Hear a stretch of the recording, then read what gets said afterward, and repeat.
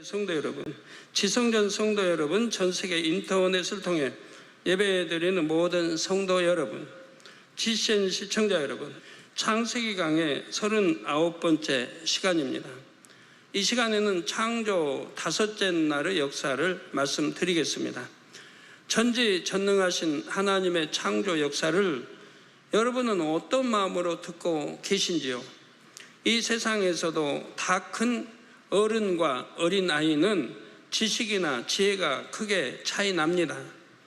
예를 들어 생물학 박사와 초등학교 1학년생이 갖고 있는 생물에 관한 지식은 매우 많이 차이 나지 않겠습니까? 그렇다면 창조주 하나님과 피조물인 사람의 지식과 지혜는 얼마나 큰 차이가 나겠는지요? 박사와 초등학생의 차이와는 비교할 수 없을 만큼 많은 차이가 나지요. 그래서 고린도 전서 1장 25절에는 하나님의 미련한 것이 사람보다 지혜 있고 하나님의 미련한 것이 있을 수가 없습니다. 그러나 이렇게 비교해 설명하기 때문에 기록이 되어 있는데, 이 말씀만 읽으면 민망해요. 미련한 것이 사람보다 지혜 있고 하나님의 약한 것이 사람보다 강하니라 말씀하셨습니다. 또한 이사야 55장 8절에서 9절에는 여호와의 말씀에 내 생각은, 즉 여호와 하나님의 생각은 너희 생각과 다르며 내 길은 너희 길과 달라서 하늘이 땅보다 높음같이 내 길은 너희 길보다 높으며 내 생각은 너희 생각보다 높으니라 하셨지요. 따라서 하나님께서 이루신 창조 역사를 인간의 지식으로 이해하는 데에는 한계가 있습니다. 마치 생물학의 전문 서적의 내용을 초등학생이 이해하기 어려운 것과 같지요. 그런데 만일 초등학생이 자기가 가진 지식을 총동원해서 전문 서적의 내용을 설명한다고 해봅시다. 책 속에 나오는 그림들만을 보고 자기 생각대로 설명을 한다면 그 설명이 맞을 리가 없지요. 이렇게 설명하는 어린아이를 박사의 입장에서 본다면 그저 우스울 뿐입니다. 그런데 실제로 많은 인생들이 하나님께서 창조하신 만물을 보면서 어린아이처럼 생각하며 말하고 있습니다. 예를 들어 생물의 기원에 대해서도 지식의 조각들을 억지로 짜 맞춰서 이랬을 것이다 라는 이론을 만들었지요. 그냥 하나님께서 창조하셨음을 믿으면 될 것을 자신의 마음에 하나님 두기를 싫어하여 엉뚱한 이론을 만들어낸 것입니다. 창조주 하나님께서 이러한 인생들을 보실 때 그저 안타까울 수밖에 없습니다. 아까 박사가 초등학생 설명하는 거 듣는 것과 같은 이치란 말이에요. 성경 욥기를 보면 욥이라는 인물이 연단을 통해 자신의 의와 틀을 깨트리고 중심에서 하나님을 경외하게 되는 과정이 잘 나옵니다. 특별히 욥기 38장 41장까지는 하나님께서 욥을 친히 깨우쳐 주시는 말씀이 기록돼 있지요. 하나님께서는 욥에게 인간의 지식과 지혜로는 도저히 알 수 없는 놀라운 창조의 사역에 대해 말씀을 하십니다. 산, 염소, 들나귀, 타조, 말, 매, 하마, 악어 등 하나님께서 만드신 피조물을 들어 인간의 한계와 무지함을 깨우쳐 주시지요. 욥은 이러한 하나님의 말씀을 들으면서 마침내 하나님 앞에 무릎을 꿇게 됩니다. 전지전능하신 하나님에 비하면 심히도 미미한 지식을 가지고 있으면서 하나님과 변론하려 했던 자신이 얼마나 어리석었는지를 철저히 깨달았습니다. 그래서 욥기 42장 1절에서 3절에 보면 욥이 여호와께 대답하여 가로되 주께서는 무소불능하시오며 무슨 경영이든지 못 이루실 것이 없는 줄 아오니 무지한 말로 이치를 가리우는 자가 누구니까? 내가 스스로 깨달을 수 없는 일을 말하였고 스스로 알 수 없고 헤아리기 어려운 일을 말하였나이다 라고 고백했지요. 이 말씀을 듣는 분들 중에는 무지한 말로 이치를 가리는 사람이 한 명도 없기를 바랍니다. 자신이 갖고 있는 지식의 틀을 기준으로 하나님의 창조 역사에 대한 설명을 판단해서는 안 되지요. 오직 하나님의 말씀을 기준으로 자신의 지식을 재정립하는 사람이 참으로 지혜로운 사람입니다. 또한 창세기 강의의 내용은 창조 역사를 이루신 하나님께서 알려주셨습니다. 그러므로 이 말씀을 들으시는 모든 분들이 골로새서 3장 10절 말씀처럼 우리를 창조하신 하나님의 형상을 쫓아 지식에까지 새롭게 되시기를 주님의 이름으로 축원합니다. 사랑하는 성도 여러분, 하나님께서 창조 다섯째 날에는 물에 사는 생물들과 새들을 창조하셨습니다. 먼저 본문 20절 전반절에 보면 하나님이 가라사대 물들은 생물로 번성케 하라고 말씀하셨습니다. 여기에 나온 물들이란 무엇을 가리킬까요? 창조 넷째 날에 태양이 창조되자 지구에는 징조가 나타났다고 했습니다. 이 징조는 크게 두 가지로 여러 가지 기상 현상과 지질 활동입니다. 그 결과 육지에도 물이 존재하게 되지요. 태양열로 바닷물이 증발되어 구름이 만들어짐으로 인해 지구 곳곳에 비가 내렸기 때문입니다. 또한 지질 활동으로 인해 육지에는 산과 골짜기가 생겨났는데 하늘에서 내린 비가 골짜기를 흐르며 하천을 형성했습니다. 당시는 큰 강이라고 할 만큼 많은 물이 흐르는 것은 아니었고 곳곳에 하천이 만들어졌지요. 또한 땅속으로 흡수된 물은 지하수가 됐으며 지형이 움푹 팬 곳에 물이 고이면서 크고 작은 물 웅덩이들도 생겨났습니다. 이처럼 바다뿐만 아니라 육지에도 다양한 형태로 물이 존재한 것을 본문에서 물들이라 표현한 것입니다. 그런데 본문에 보니 하나님께서 물들은 생물로 번성케 하라 말씀하셨습니다. 바다뿐만 아니라 육지에도 물이 있게 되면서 비로소 물들의 생물이 번성하게 된 것입니다.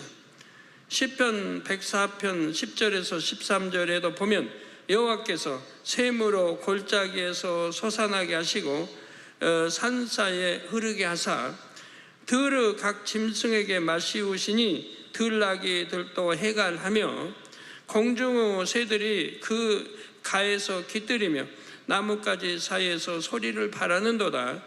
저가 그 누각에서 산에 물을 주시니 주의 행사의 결과가 땅에 풍족하도다 했습니다. 육지에도 하나님께서 주신 물이 있으므로 각종 짐승들이 살아갈 수 있고 만물의 생명력이 넘쳐나게 된 것이지요. 이처럼 물은 생명체가 살아가는 데 있어서 가장 중요하다 말할 수 있습니다. 우리가 사는 이 땅은 천국의 모형이라 할 수 있는데 천국에도 생명수가 흐르는 강이 있지요. 이 생명수는 하나님의 보좌로부터 나와서 새 예루살렘에서 낙원까지 천국을 두루돕니다. 천국의 만물도 하나님의 보좌로부터 비롯된 생명수로 인해 충만할 수 있지요. 지구를 창조하실 때에도 이 생명수가 지구로 유입되게 하셨고 물의 근원이 되게 하셨다 했습니다. 그리고 지구의 생물을 창조하실 때 물 없이는 살 수 없는 구조로 만드셨습니다. 하나님께서는 모든 생물로 하여금 생존에 꼭 필요한 성분을 물에서 공급받게 하셨지요. 이를 바꿔서 말하면 하나님께서 물 속에 생명을 유지시키는 능력을 불어넣어 주신 것입니다. 이는 영적으로도 마찬가지입니다. 모든 생물이 물 없이는 살 수 없듯이 육과 혼뿐만 아니라 영이 있는 사람은 반드시 영적인 물을 공급받아야 살 수가 있습니다. 영적인 물이란 우리에게 영생을 얻게 하는 하나님의 말씀이지요. 그래서 요한복음 4장 14절에 예수님께서도 내가 주는 물을 먹는 자는 영원히 목마르지 아니하리니 나의 주는 물은 그 속에서 영생하도록 솟아나는 샘물이 되리라 말씀하셨죠. 즉 우리 주님이 주신다 물은 곧 하나님의 말씀을 말한다 이 말입니다. 여기서 영생하도록 솟아나는 샘물을 일반적으로 영생수라 표현합니다. 영생수. 우리 예수님은 하나님의 말씀이 육신을 입고 이 땅에 내려오신 분입니다. 그러므로 예수님께서 이루시는 말씀은 모두 생명의 말씀이지요. 우리 사람은 이 생명의 말씀, 곧 영생수를 마시지 않으면 결코 영원히 살 수가 없습니다. 잠깐뿐인 이 땅의 삶을 마치고 나면 영원한 사망인 지옥으로 떨어지지요. 디모데후서 3장 15절에도 보면 성경 곧 하나님의 말씀은 능히 너로 하여금 그리스도 예수 안에 있는 믿음으로 말미암아 구원에 이르는 지혜가 있게 하느니라 말씀했습니다. 그리스도 예수 안에 있는 믿음으로 말미암아 구원에 이르는 지혜가 있다. 이 말씀이 우리를 구원에 이르게 하시지 않습니까? 천국으로 인도하지 않습니까? 사람은 영을 가진 존재이기에 영적인 물인 하나님의 말씀을 공급받아야만 영생을 얻을 수 있습니다. 또한 세상에서 아무리 많은 것을 가져도 하나님의 말씀이 없는 사람은 여전히 그 마음이 공허함을 느끼지요.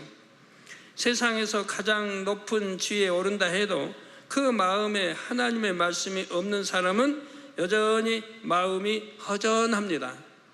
세상에서 많은 지식을 쌓았다 해도 그 마음에 하나님의 말씀이 없는 사람은 여전히 마음에 풀리지 않는 답답함이 있고요. 말씀을 들어도 답답한 분이 있다면 그 말씀을 육으로 이해했기 때문에 답답하죠. 영으로 이해하면 답답함이 다 풀리고 오히려 충만할 텐데 어떤 사람은 육으로 또 이해를 해요. 그러니 여전히 답답할 수밖에 없는 거죠. 사람들이 갖고 있는 모든 문제의 원인은 영적인 물인 하나님의 말씀이 없는 데 있습니다. 사람은 영을 가진 존재로서 영적인 물을 공급받아야만 살 수 있도록 애초에 그렇게 창조됐기 때문이지요. 그러므로 여러분은 모든 문제의 답을 하나님의 말씀 속에서 찾으시기 바랍니다. 사슴이 신의 물을 찾게 갈급함같이 사모함으로 하나님의 말씀을 찾고 마음의 양식 삼으시기를 바랍니다. 사랑하는 성도 여러분, 본문 20절 후반절을 보시면 하나님께서 땅 위 하늘의 궁창에는 새가 나르라고 말씀하셨습니다. 땅 위 하늘의 궁창은 우리 눈에 보이는 육의 하늘, 곧 대기권을 의미합니다. 넷째 날까지의 창조 역사로 인해 대기권도 안정이 되었습니다. 하나님께서는 생명체가 호흡하기에 알맞는 대기 환경을 만드신 후에 모든 새를 종류대로 창조하셨지요. 그리고 22절에 보면 물고기들에게 생육하고 번성하여 여러 바다물에 충만하라 하셨습니다. 물고기가 창조될 때 이미 바다는 하나가 아니요 여러 개가 되었음을 알 수 있지요. 하나님께서 창조 셋째 날 바다와 육지를 나누실 때는 바다도 하나요 육지도 하나였습니다.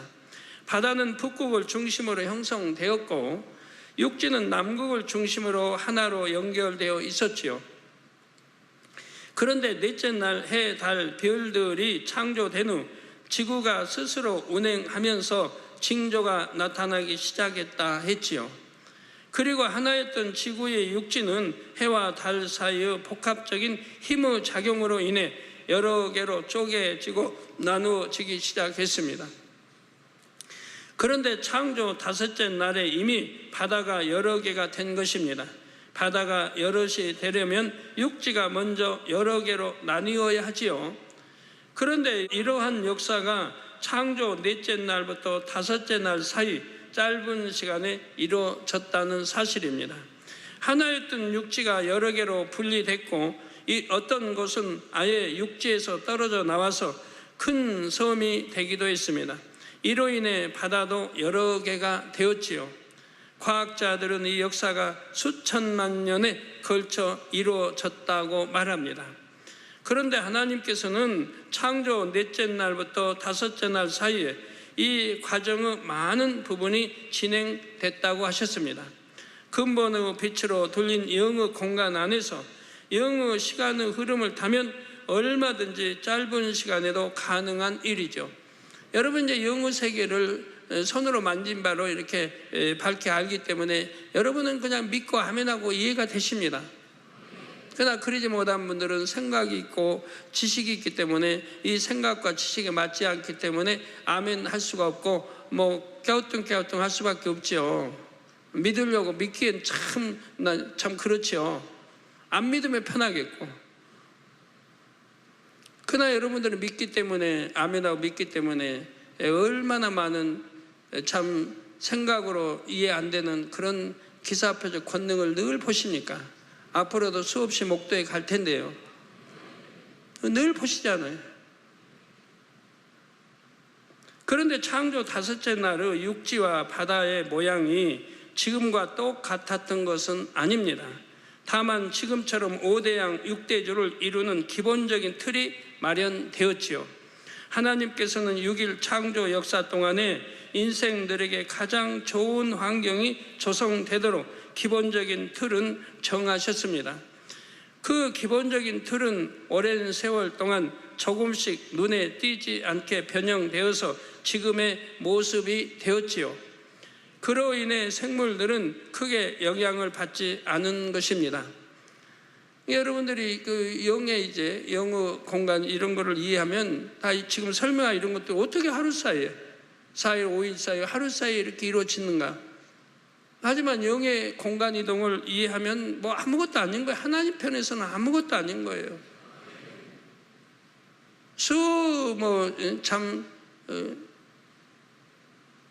일광년, 몇백 광년 달려와야 할 그 빛이 지구에 도달하면 그 빛도 영의 공간 이용해 버리면 순간에 도달한다 이 말이에요. 영의 공간은.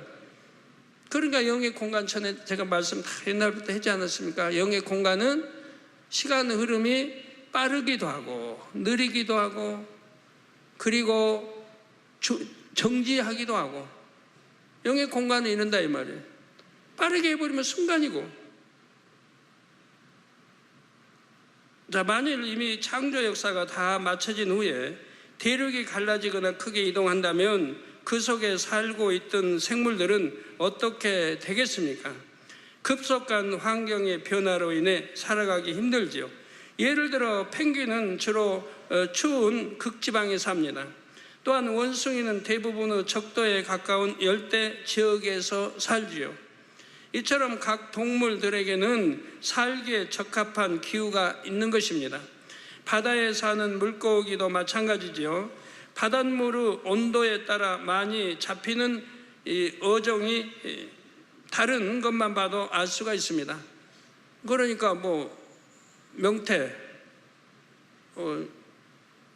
홍어 다 어종이 다르단 말이에요. 고래 사는 데가 있고 다 명태도 또 어디 명태는 뭡니까 그게 여튼 더 이제 맛이 있고 맛도 다르잖아요. 어디에 잡혔냐에 따라서 맛도 다르고.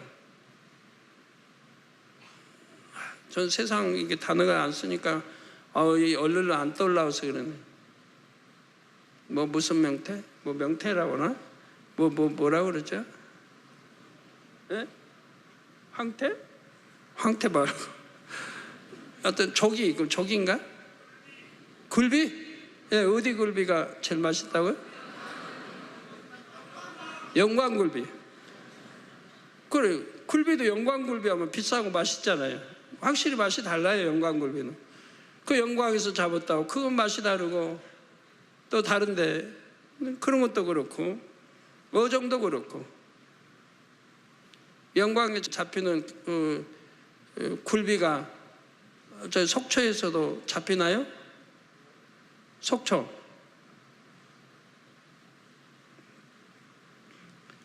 예, 잡히는 어종이 다른 것만 봐도 알 수가 있습니다. 이처럼 모든 동물과 식물은 그들이 살기에 적합한 환경이 있습니다. 자, 이처럼 생물이 살기에 적합한 환경을 제공하는 육지와 바다의 기본적인 틀은 이미 다섯째 날의 창조 역사 전에 맞춰졌지요. 사랑하는 성도 여러분, 본문 21절을 보면 하나님이 큰 물고기와 물에서 번성하여 움직이는 모든 생물을 그 종류대로, 날개 있는 모든 새를 그 종류대로 창조하시니 하나님의 보시기에 좋았더라고 있습니다. 하나님께서는 생명체가 살기에 적합한 환경을 먼저 만드신 다음 각 환경에 알맞는 동물을 그 종류대로 창조하셨습니다. 이는 바꿔 말하면 하나님께서 모든 동물에게 각각의 처한 환경에서 살아갈 수 있는 능력을 주셨다는 의미도 되지요. 하나님께서 창조하신 동물들은 처음에는 악이 없었습니다. 하나님의 능력 가운데 말씀으로 창조됐기 때문입니다. 그래서 지금처럼 강한 것이 약한 것을 잡아먹는 일이 없었지요. 싸우거나 물어뜯거나 죽이는 일도 없었습니다. 하나님께서 세우신 질서를 따라 서로 해를 주지 않고 화평했지요. 이는 여섯째 날에 창조되는 지상의 동물들도 마찬가지입니다. 땅을 기어 다니는 동물이나 하늘을 나는 새나 물속의 물고기들 중에도 다른 동물을 잡아먹는 일이 없었지요. 육식 동물이 없었다는 말입니다. 그 당시는 모든 동물이 풀과 물만 먹어도 생존에 필요한 양분을 공급받을 수 있었습니다. 그런데 이 땅이 점점 악으로 물들면서 동물들 중에서도 일부가 악하게 변질되었지요. 그런 종류들은 대부분이 식성도 육식으로 바뀌었습니다. 그런데 인간 경작이 끝나고 천년왕국이 시작되면 변질됐던 이 땅의 모든 환경은 처음 창조 당시로 회복이 됩니다. 그래서 동물들도 다시 악이 없는 온순한 상태로 바뀌는 것입니다. 이에 대한 기록이 이사야 11장 6절에서 9절에 나오죠.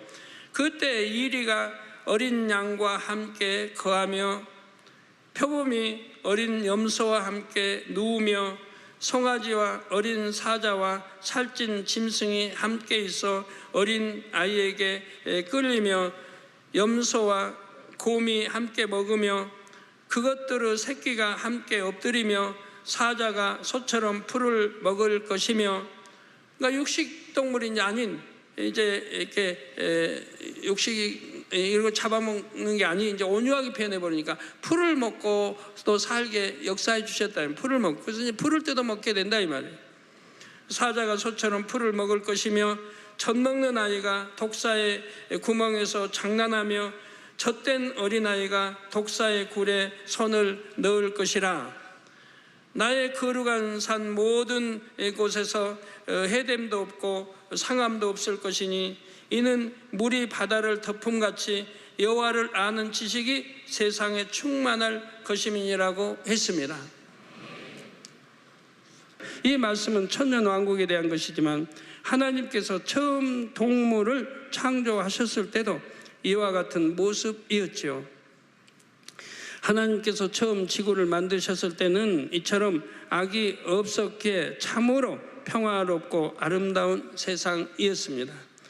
성도 여러분, 그런데 하나님께서 창조하신 동물들 중 상당수가 공통적으로 갖고 있는 독특한 본능이 한 가지 있습니다.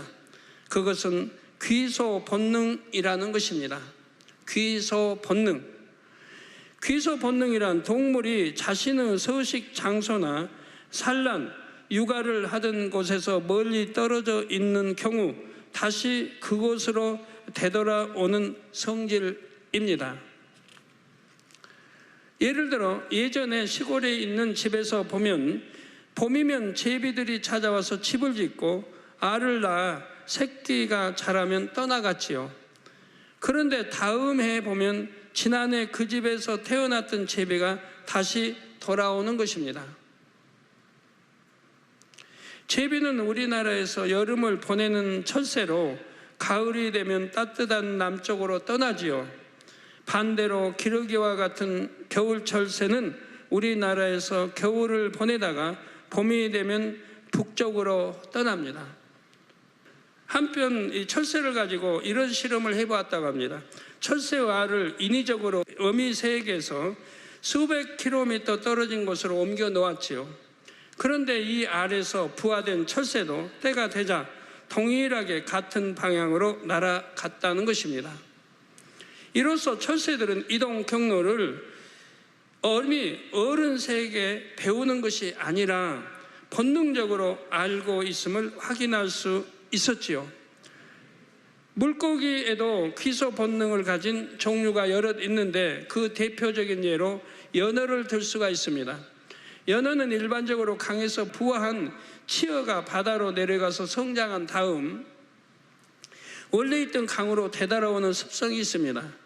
바다로 떠난 연어는 3년 내지 6년 정도가 지나면 완전히 성숙해져서 산란을 위해 자기가 태어난 강으로 되돌아오게 됩니다. 대서양 연어의 경우 산란 후 다시 바다로 갔다가 돌아오기를 몇 번 반복하기도 하지요. 또한 바다로 나가는 강물의 길목이 막히면 민물에 적응하는 경우도 있다고 합니다. 이런 특별한 경우를 제외하고 대부분의 연어는 자기가 태어난 바로 그것으로 반드시 돌아와서 죽는다는 것입니다. 연어는 드넓은 바다를 몇 년 동안 항해하다가 어떻게 자기가 태어난 강이 있는 곳을 정확하게 찾을 수 있을까요? 강물을 거슬러 오르는 연어가 지금 나오고 있습니다. 화면에. 왜 굳이 세찬 물살을 거슬러 올라가면서까지 자기가 태어났던 곳을 찾아가는 것일까요? 힘들게 그 많은 거리를 저렇게 헤엄쳐 힘들게 간단 말이에요. 자기가 태어났던 곳으로. 아무 때 그냥 좀 다른 데로 가까운 데 가서 알 낳든 거 하지. 강물의 냄새를 인위적으로 바꾸거나 언어의 후각신경을 마비시킨 경우에는 희귀율이 현저히 떨어졌다는 연구 결과가 있기는 합니다. 만일 이것이 사실이라면 연어가 바다에서 지내는 수년 동안 자기가 태어난 강물의 냄새를 잊지 않고 기억한다는 것도 매우 신기한 일이죠. 그러나 그것도 좀 그렇죠. 강물이 이렇게 내려오면 거기에서 다 바다로 흩어져 버리는데 바다 멀리 가가지고 살다가 한 수년간 살다가 돌아오는데 그 강물 냄새를 어떻게 또 맡고 오냔 말이에요. 그것도 말이 안 되는 것이고요. 이런 연어나 철새들이 가진 귀소 본능은 진화로 인해 얻어진 것이 아니라 하나님께서 그들에게 주신 것입니다. 그래서 하나님이 짐승은 짐승대로, 곤충은 곤충대로, 새는 새대로 살아갈 수 있는 모든 걸 만들어 주셨단 말이에요. 크고 작은 거 곤충까지 다. 개들도 보면 그래요. 산에 개들도 보면 태어나면 그냥 좀 젖띠면 엄마 아빠 다 따로 구분해 버리죠. 새끼는 새끼끼리. 그 이제 팔고 나면 나머지 한두 마리 새끼끼리. 그 엄마 아빠 없이 그냥 따로 살아요. 엄마 아빠 교육받은 게 전혀 없어요. 그런데도 이 개들이 자라면서요, 아비 개가 있던 개들의 본능이 그대로 나와요. 개들의 본능이. 수컷 개는 좀 자라면은 자기 소속감을 만들고 다녀. 이건 내 영역이다. 다니면서 발 하나 들고 이제 소변을 풀어놓으면은 그냥 쫙 집안을 돌아요. 저 다른 개가 갇혀 있으면 그 앞에가 그 집에 가서 또 해요. 내 영역이니까 넌 침해하지 마. 그러면 안에서는 개가 또 그냥 난리죠. 자기 영역까지 찾아와서 자기 영역이라고 표시를 하고 가니. 그래도 상관없어요. 왜 갇힌 거 아니까, 갇혀 있는 거 아니까. 그래서 쭉 집안가를 돌아요. 돌아서 곳곳에 영역 표시를 해요. 그러고는 그 다음에 뭐 주인도 쫓아오고 이제 놀아요. 가르쳐 준 적이 없는데 숫개는 반드시 그렇게 자기 영역 표시를 해요. 그 더 센 개가 오면은, 더 센 개가 이렇게 나타나면은 그냥 자기 실력은 안 되겠다 싶으면 무조건 누워요. 무조건 누워가지고 다리 쳐들어요. 그게 항복 표시예요. 그러면 어느 개나 가르친 적이 없어요. 본능으로 그렇게 하는 거예요. 본능이 그렇게. 이건 항복의 표시다. 배우고 그런 게 아닌데도 그렇게 한단 말이에요.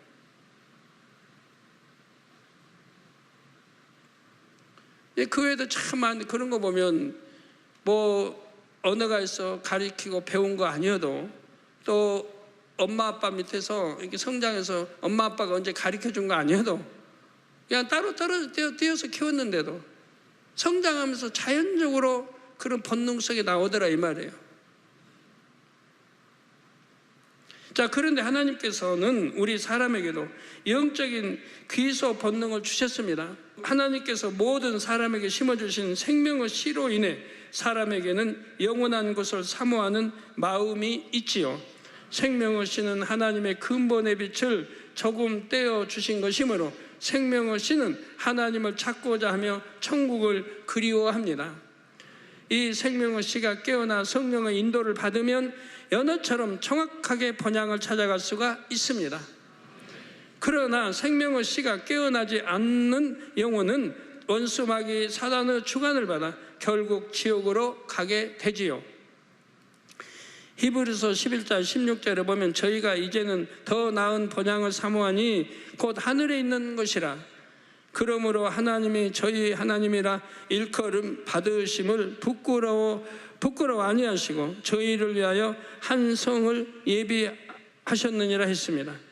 미물인 연어도 강물을 거슬러 오르는 힘든 여정을 다 이겨내면서까지 본향을 정확히 찾아가는데 하나님의 자녀들은 어떻게 해야 하겠는지요? 우리 영의 근본인 아버지 하나님이 계신 새 예루살렘 성까지 힘차게 오르고 또 오를 수 있으시지요.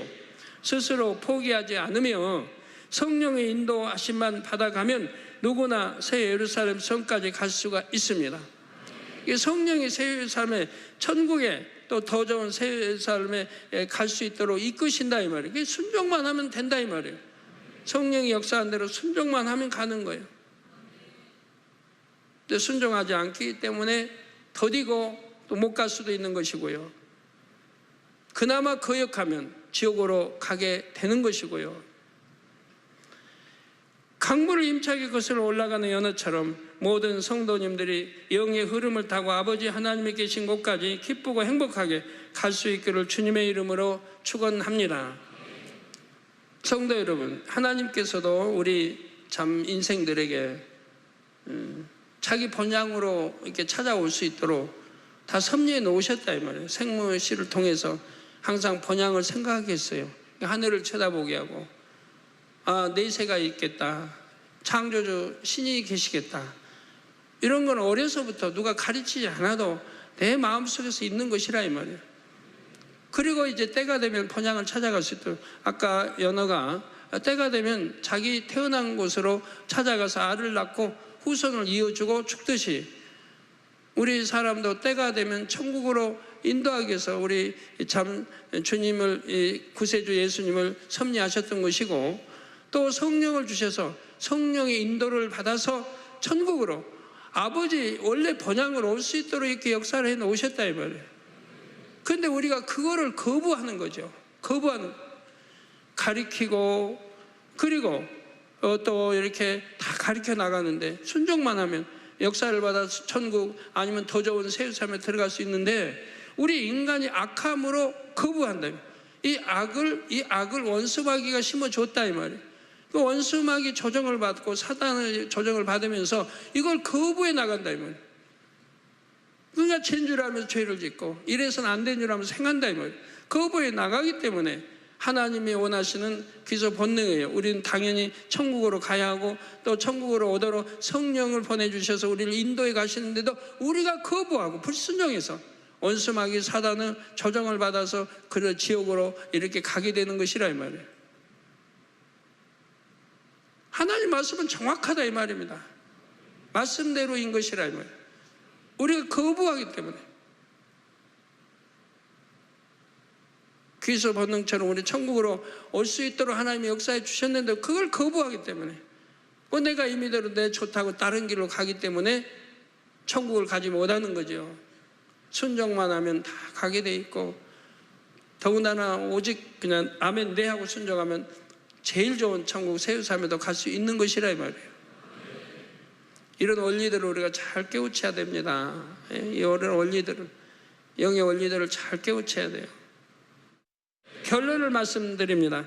이 시간에는 창조 다섯째 날의 역사 일부를 말씀드렸습니다.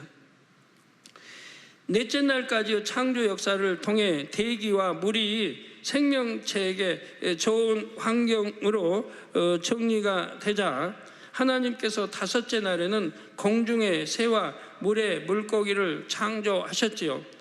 각자가 처한 환경에서 살 수 있도록 하나님의 능력과 신성을 불어넣어서 각각 종류대로 창조하셨습니다. 창조주 하나님께서 저자이신 성경에는 분명 동물이 각각 종류대로 창조됐다고 나오는데 진화론자들은 이러한 창조 역사를 믿으려 하지 않지요. 다음 시간에는 진화론자들의 주장이 얼마나 논리적으로 모순되며 근거 없는 이론인지를 말씀드리겠습니다. 또한 21절에 나오는 큰 물고기가 무엇이며 왜 굳이 다른 물고기들과 구분해서 별도로 기록하셨는지도 말씀드리겠습니다. 사랑하는 성도 여러분, 태초에 이처럼 놀라운 창조 역사를 베푸신 하나님이 바로 우리의 영의 아버지이십니다. 우리를 창조하셨기에 육의 아버지도 되시고요. 그러므로 성도님들은 창조주 하나님이 바로 나의 아버지이시다는 영적인 자부심도 갖게 되시기를 바랍니다. 그리고 그러한 아버지의 자녀답게 악은 모양도 없고 선하며 능력 있는 하나님의 참 자녀로 속히 변화되시기를 주님의 이름으로 축원합니다.